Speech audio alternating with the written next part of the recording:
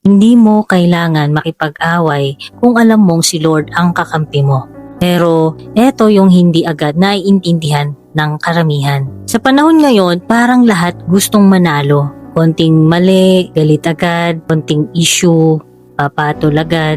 Parang kailangan mong ipagtanggol sarili mo sa lahat ng oras. Parang kapag hindi ka sumagot, ikaw ang talo. Pero totoo ba yon? Dumating din ako sa point na ganon. Yung kahit na maliit na bagay, pinapatulan ko, pinapaliwanag ko yung sarili ko, pinipili kong maintindihan nila ako. Kasi akala ko kapag hindi ako nagsalita, feeling ko mahina ako. Hanggang sa napansin ko, kahit manalo pala ako sa argumento, feeling pagod pa rin ako.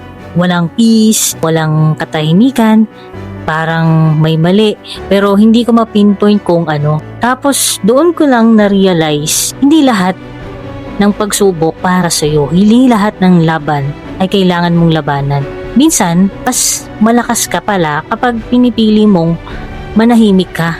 Hindi dahil wala kang kakayahan talagang ipaglaban, hindi dahil alam mo kung alin ang hindi worth it. Kapag alam mong si Lord ang kakampi mo, hindi mo kailangang patunayan ang sarili mo sa kahit kanino. Hindi mo kailangan makipagtaasan ng boses, hindi mo kailangan ipilit na maintindihan ka ng lahat. Kasi may mataas na nakakaalam talaga ng totoo. At doon nanggagaling ang tunay na peace. Yung respeto na hinihingi mo sa iba, usang dumarating yan.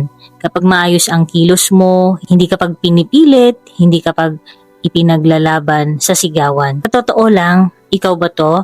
Yung napagod ka na sa pakikipag-away at gusto mo na lang ng katahimikan?